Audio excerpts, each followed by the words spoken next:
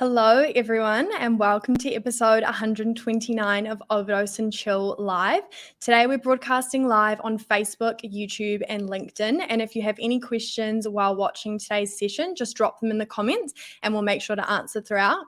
I'm Tegan. I'm the Client Success Lead here at Overdose New Zealand. And today, I'm very excited to be talking to the wonderful Emily Fischer, the co-founder of Terry Beverages. Thank you for joining me today, Emily. How are you? Good. Thank you for having me on here, Tegan. I love the intro video. It makes me feel very professional. Yeah, very hyped up. Very hyped up. Yeah, I'm ready. Yeah. So today we're going to be chatting about your journey creating Terry, the challenges you faced, and also the successes that you've seen so far. Before we kind of dive into that, for anyone who's tuning in today who hasn't been introduced to Terry yet, can you give us a quick rundown of what Terry is and what we can kind of expect from your brand?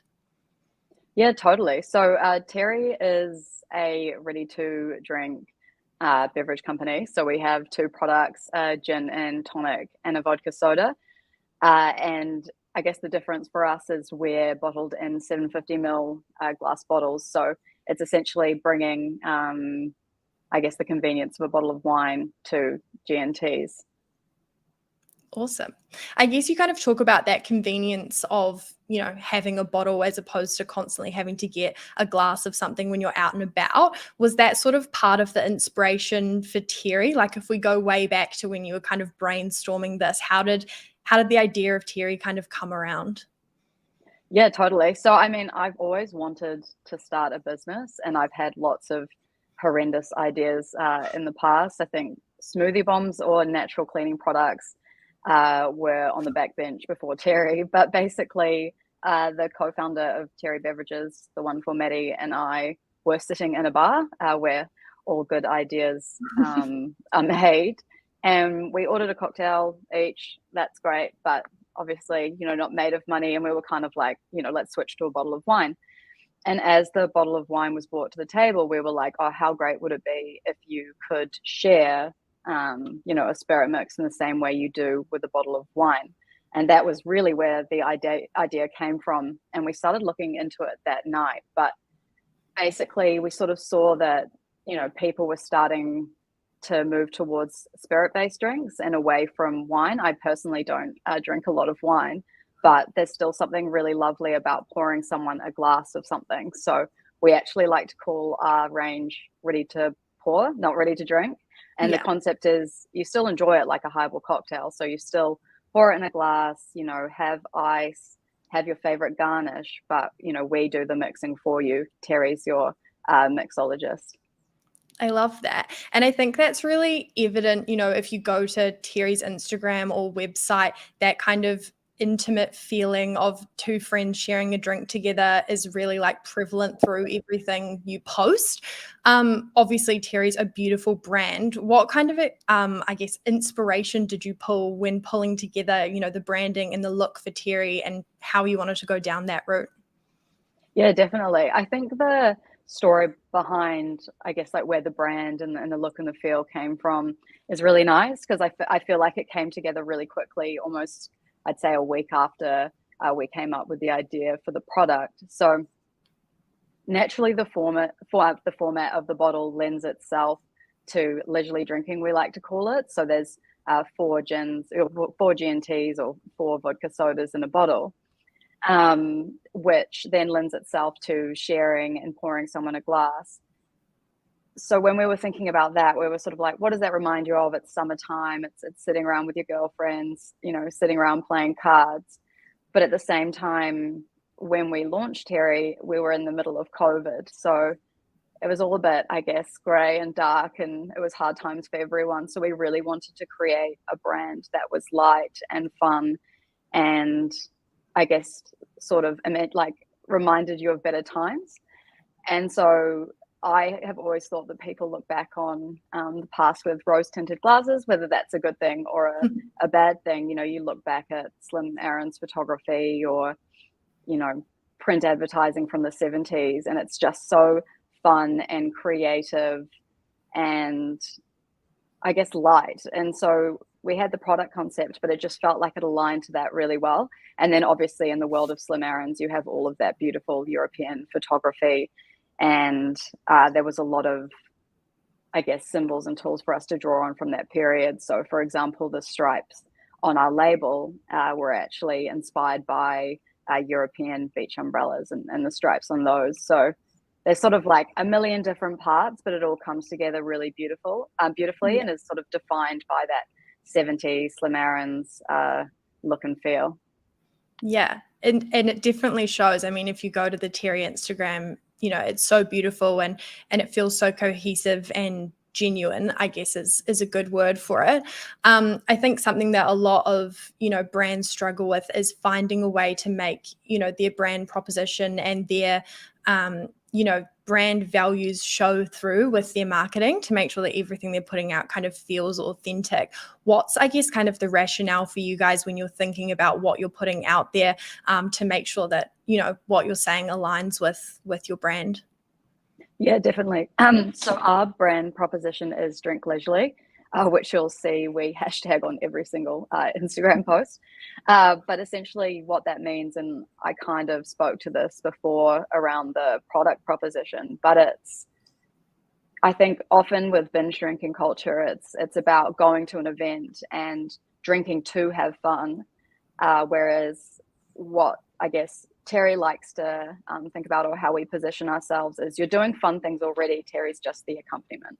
So again, aligning with the European look and feel, everyone, I think you're sort of grown up being told that, you know, kids in France start drinking wine from 12, and it's, you know, they're introduced really slowly, and they don't binge drink like we do. And they, you know, they sit around a table and play cards or play lawn bowls. And look, whether that's true or not, I don't know. I didn't grow up in France, but we kind of wanted to capture that in everything we do. So whether that's our partnerships, whether that's our, you know, advertising, and making sure that, you know, Terry isn't necessarily front and center. So I guess some examples would be, we had an event at Herne Bay Petanque Club, which was awesome.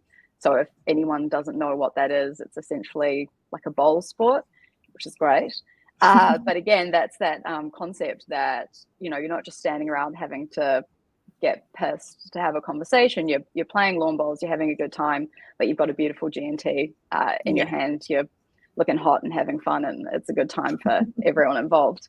And then I guess with partnerships also, like, we've definitely had opportunities in the past that would have been lucrative for sure, but wouldn't have aligned, I guess, to our values, and I guess in my opinion probably lent themselves to binge drinking. So it's for us sort of separating ourselves from that, whilst also obviously not being condescending in our language and our advertising, because we're certainly not telling people not to drink. It's just we're not the main attraction. Yeah. And I guess, as you kind of talked about with your partnerships, you know, like Parade and Ponsonby is a great example of kind of where, you know, Terry fit in so naturally with that. I imagine over the course of the time that you've had Terry up and running, there's been quite a few pinch me moments where you've, you know, been able to take a step back and have a breathe and be like, wow, this is really cool. Can you tell us about some of those moments where, you know, you felt really proud of yourself? Yeah, definitely. I think it's funny, you talk to anyone with a small business and we sort of laugh. It's kind of like smoke and mirrors, because from the outside it always looks like everything's great and fun, but I kind of explain it like being a duck on water, in the sense that you look like you're gliding along, but your little feet under the water just going like pitter patter. So I think those pinch me moments, or those moments of respite, are so important, because they do allow you to reflect. So for Terry, and I'm sure Maddie, my business partner, would agree, I think the biggest pinch me moments are when we sponsor or hold events, because looking around and seeing strangers or friends consuming your product is so cool. You spend so much time on little finicky details, and, you know, making sure that, you know, your design's right and you're paying your bills and everything. And so just actually sitting back and seeing people enjoying your product and enjoying the brand that you've created is awesome. And I think as a part of that, you know, you mentioned Parade. the boys at Parade, they're amazing. They've set up a fantastic business there.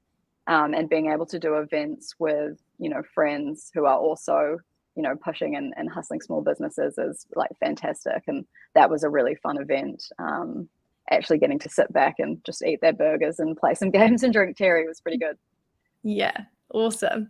I guess kind of on the flip side of that, and on the flip side of the pinch me moments, and as you said, a duck on water with your little feet going, what's kind of a moment where you've gone, oh shit, and I'm sure there's been a few of them, but what are those moments like for you, having a small business and going, oh my God, why have I done this, It's funny.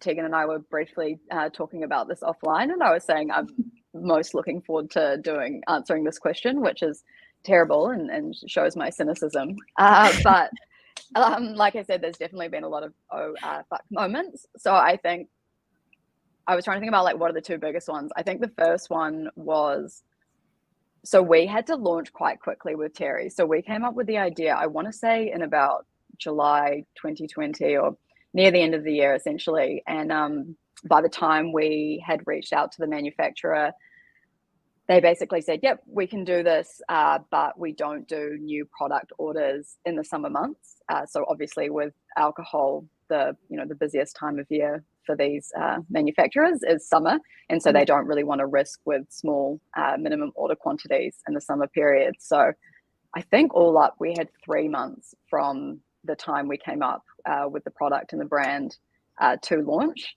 which was kind of insane. So that was fine. We'd done the product, we'd got the amazing logo, we'd done all that good stuff. We had the packaging. But a week before we launched, we actually had no retailers. So for those that don't know, with alcohol in New Zealand, you can't sell directly without a license. And we didn't have a license actually for our whole first year of business. And so, coming up into a week before launch and realizing that we actually had no way to sell our product because we had no retailers and we couldn't just, chuck it on our website. That's highly illegal. So that was a massive oh shit moment, but we were really lucky. We ended up getting, I think 4 or 5 stores before we launched. And so literally the night we went live on Instagram, Maddie and I were sitting on Photoshop, like updating the retailers, going like, everyone get excited. We'll be at these 4 Auckland retailers tomorrow, Wellington coming soon, just going, oh my God. So that was interesting. And now I think we've got like 40, 50 plus retailers and in you New can Zealand. sell online now, which is great as well. Yeah, now we can sell online, which is fantastic. Definitely, in hindsight, probably should have done that earlier on, but you live and you learn. And then I think actually around the same time, another moment was when we had gotten, I think, 7,000 labels printed for our first stock run. And I went to Maddie's to bring the labels over before we went to the factory. And we were like, oh, awesome, the labels are here. Can't wait to see them. And we got them out and we realized that they were printed wrong on all 7,000. So our gin's actually a gin and sonic, which is gin, gin, sparkling water and tonic. And so we had sent it to design with Sonic on it, but they thought it was a typo. So they changed it to gin and tonic on both the front and back. Subsequently, we've actually left it because we decided that Sonic alongside our product is a bit confusing. But that was a real, and obviously when you start a business, you've got limited funds. So we definitely weren't reprinting those. But there's been so many, but that's, I think, a couple that are front of mind. Yeah. And obviously, selling alcohol and it being a restricted product that is, not being able to sell direct to your customers is definitely a big one. Something that I think a lot of clients struggle with is, or, find challenges in, is selling direct to consumer and kind of pushing that marketing, and then also trying to support their wholesalers and, that kind of B2B relationship as well. Have you had any troubles with that? What does that look like for you in terms of, promoting people buying terry directly from you guys, and then also supporting your wholesalers as well? Yeah, definitely. I think that's been a massive learning curve for me. I think people laugh when they go, I don't know if I would have gone into alcohol for your first business, but again, here we are. So it definitely is a balancing act, and that was something we considered before we launched. And like you said, I'm sure this is something people in many markets deal with, with going direct to consumer while supporting your retailers. So actually, part of the reason we didn't get a license first off is because we didn't want to come into market with competitive pricing direct to consumer, which would possibly disincentivize retailers, because they would go, we're charging a higher price, who's going to buy, etc. But subsequently, it's quite different, and people still want to, walk into store.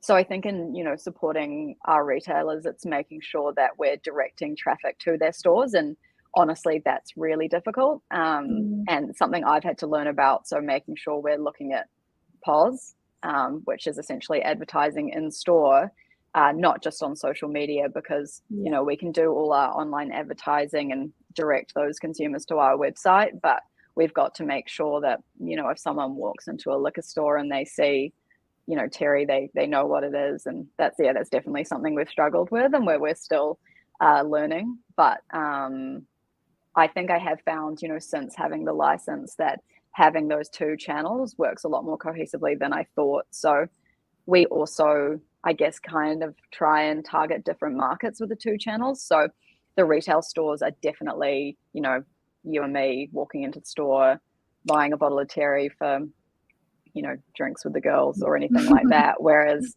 we predominantly use our license to sell to wedding planners, larger events, people wanting to buy in bulk, that sort of thing. So I think, that's definitely helped us splitting up those consumer groups and then targeting them both through the different channels. Yeah. And I guess you talked about POS, like your in-store marketing. I think everyone, from New Zealand has an experience of going into a liquor store and seeing, insane kind of setups from RTD brands and, different kind of merchandise and giveaways and that sort of thing. How do you kind of go about steering terry away from that to make sure that everything you're doing in store is still super appealing to a customer to pick up, but also stays really authentic to kind of, that drink leisurely and kind of that, I guess, almost higher level, of like branding that you're after? Yeah, definitely. This is something that we have really struggled with. So because our product is actually the only one of its type in market, and what I mean by that is, obviously there's lots and lots of brands in the ready to drink market. It's an incredibly saturated and competitive market, but 99.9% of the products exist in a 10 pack in a box, which I'm sure everyone's familiar with. So I think that's something we've struggled with, because consumers walk into the the fridge in the back of the liquor store, or the pile of RTDs, and you've either got your one you go for every time, like your pals or your part-time rangers, but you might also see some POS from another RTD brand and kind of get drawn to picking up that one. The problem with terry is, because it's in a 750ml glass bottle, it actually often sits in another area in the liquor store, sometimes in the fridges by the wines or the 4-packs. And so it means we get a lot less of that kind of just last minute off the shelf purchasing buying. because totally, because you don't have people going into the area, seeing our brand and going, I'm in the mood to buy an RTD or a pre-mixed gin, let's buy terry, because we're in a different part of the liquor store. So we've done a couple of things, and we've had shelving by checkout, and what we're actually about to make is some fridge wobblers. This is very fridge wobblers, and what those are there for is, again, because our product is the only one like it, I think people also often think that it's sparkling water or something else, because they're just not used to the product format. So for us, the main, I guess, like, what we try and do with our POS is education, less so than standing out, because we do, we sit in the fridge, we're kind of by ourselves, but it's making sure that people realize it's not sparkling water, it's a gin and tonic, And that's where Yeah. things like tastings and stuff are really important as well. But that is, I'd say that's probably our number one struggle, is that in-store conversion. Yeah, trying to find a way to make the fact that Terry's sitting away from, the RTD brands work for you, as opposed to hinder those in-store purchases. I can imagine that would be pretty challenging. Yeah. So kind of what's next for Terry? I know online you guys have started selling kegs. What does that look like for you? What's something that you're excited about for Terry coming up? Yeah, definitely. So we've kind of, when I say ready to drink, that's terrible of me, because we try and call our products ready to pour. And I think I alluded to this earlier, but essentially what we mean is we do the mixing for you. We create premium highball cocktails. All you have to do is pour and, create the end of the experience. So where the kegs came from, or Terry on Tap, is essentially, I kind of saw a bit of a gap in the market for servicing events. So, you think about how many weddings there are every year, or corporate events at the end of the year, and consumption's moving away from wine. I mean, I personally I love, white spirits, or maybe like a tequila soda.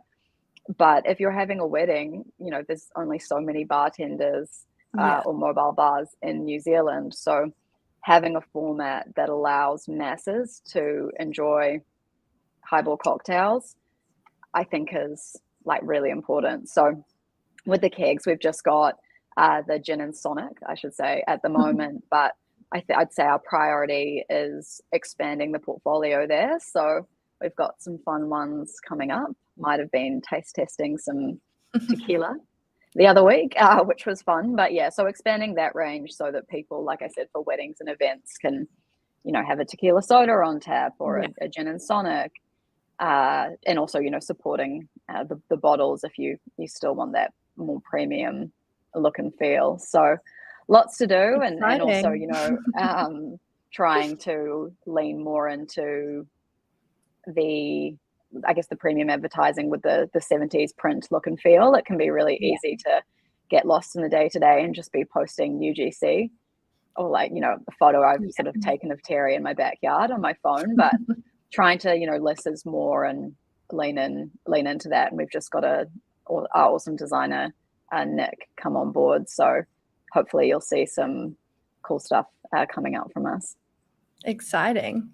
And, as I can imagine, you're very, very busy, not only with Terry, but I know you also have another full-time job. And when you were, starting Terry, you had another full-time job as well. So how do you kind of, find time to do Terry? How do you make sure that you're taking a break, and what does kind of a wind down look like for you? Watching TV at like 9 p.m. maybe before I go to sleep. No. So I think, so I mean, prior to the job that I'm doing now, I was at Vodafone, and I actually worked in product. And this is something that Tegan and I were also talking about offline.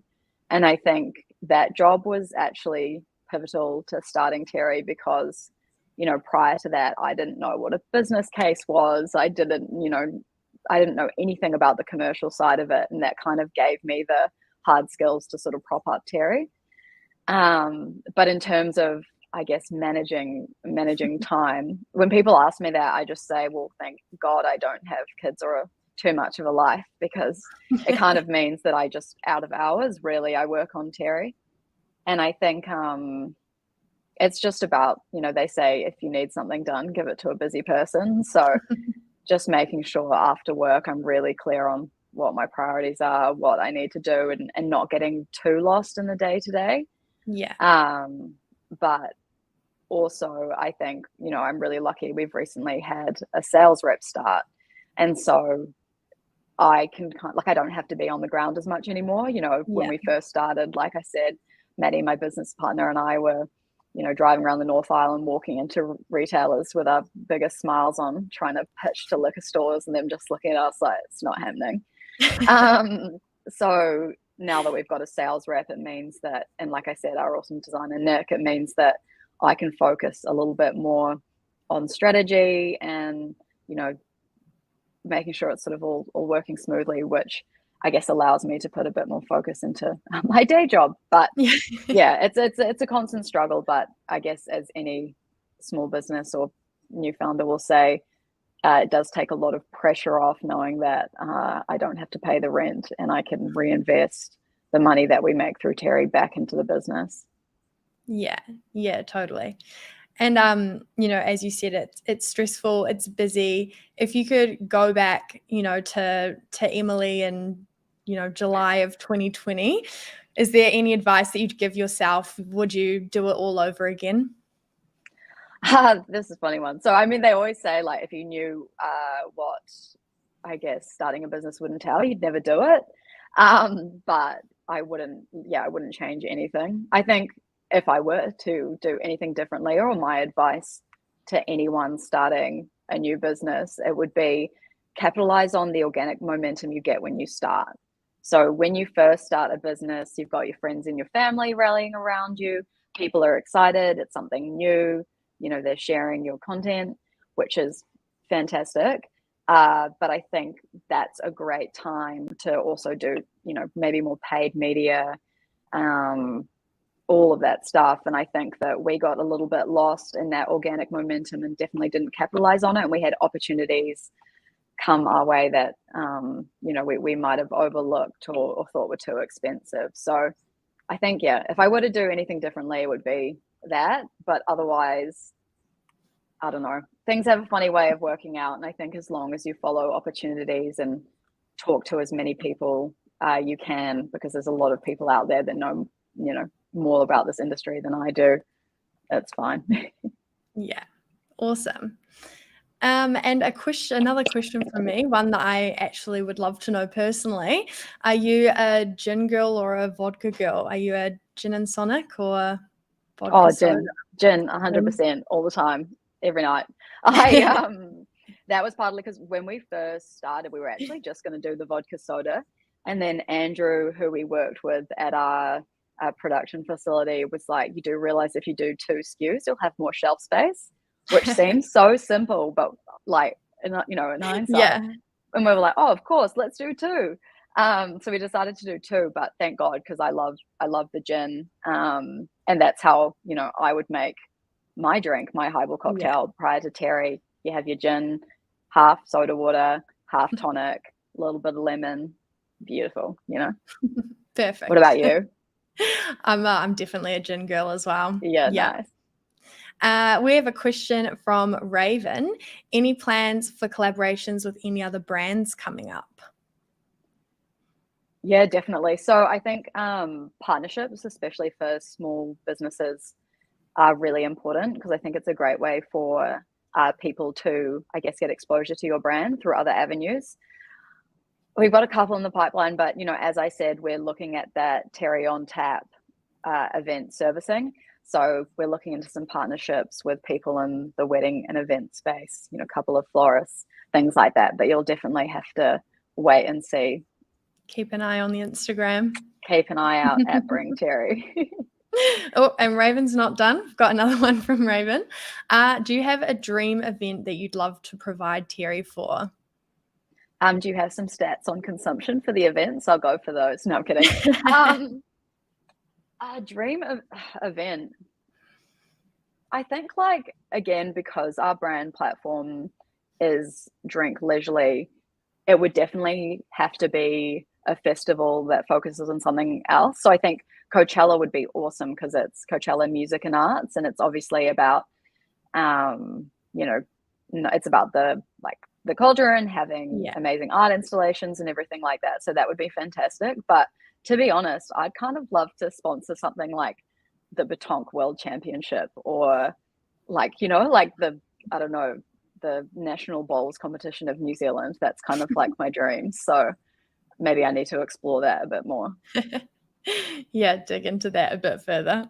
Yeah, keep you posted on that too. Yeah, love it.